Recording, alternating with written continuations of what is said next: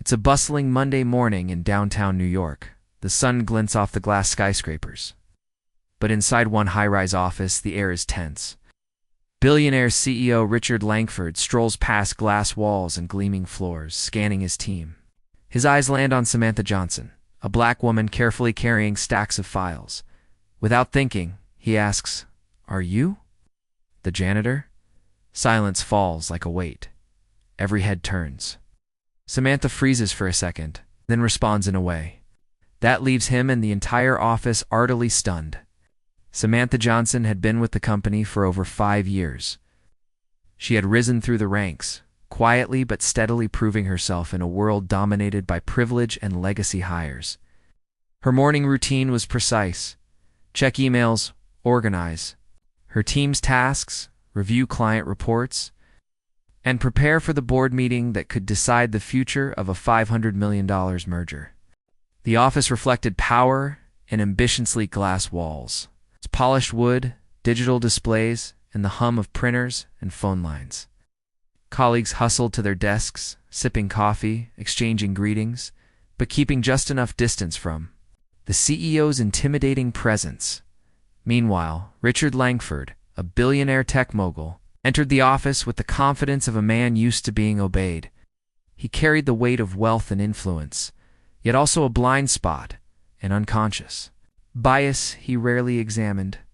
Today that bias collided head-on with reality. Samantha walked past him, files in hand. He squinted, confused.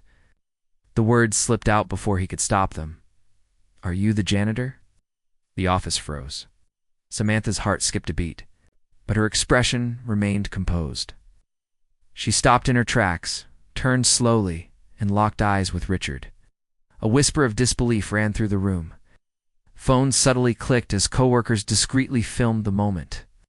Samantha drew a slow breath, then said clearly, "No. I'm leading the $500 million merger your board is about to approve." A murmur of surprise swept across the office. Faces turned toward Richard, whose confidence faltered for the first time in years. He opened his mouth, closed it, tried to recover, but every word seemed to falter. I didn't realize." He muttered, unsure whether to apologize or defend himself. Samantha walked toward the conference room, every step deliberate. Her heels clicked against the polished floor like a drumbeat, echoing authority and control. Colleagues whispered, some nodding in quiet admiration. Cameras in hand, some employees captured every detail, the flicker of shock in Richard's eyes, the quiet determination in Samantha's stride. For years, she had faced assumptions, microaggressions, and doubts cast purely because of her skin color. Today, she didn't just confront it. She shattered it. The room felt smaller, almost claustrophobic. As the confrontation lingered, Richard's mind raced. How had he assumed her role so quickly? How many times had others made the same mistake? He realized that wealth, power, and status could not shield him from the blind spots of prejudice. Finally, Samantha turned to face him, calm but piercing. "It's not about what you meant," she said. "It's about what you assumed."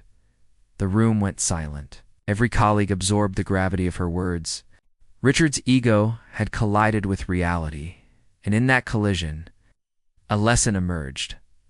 Assumptions based on race can strike anyone, anywhere, even billionaires. For the first time, he saw beyond titles and wealth, recognizing the injustice that Samantha had silently endured for years. Later that day, the board meeting commenced. Samantha led with clarity, strategy, and authority, leaving no doubt about her capabilities. Richard observed, humbled, reflecting on the earlier exchange. Social media soon caught wind of the incident clips, and screenshots went viral, sparking nationwide discussions on workplace bias and assumptions. Colleagues who had previously hesitated to speak now approached Samantha with respect and acknowledgement. In one morning, an office culture subtly shifted. A billionaire confronted his blind spots, and Samantha's quiet courage became a symbol of dignity, resilience, and the power to challenge prejudice in any arena. Have you ever been judged unfairly? Because of your skin color? What would you have done in Samantha's place? Comment your city below and subscribe for more real-life stories exposing bias, courage, and justice.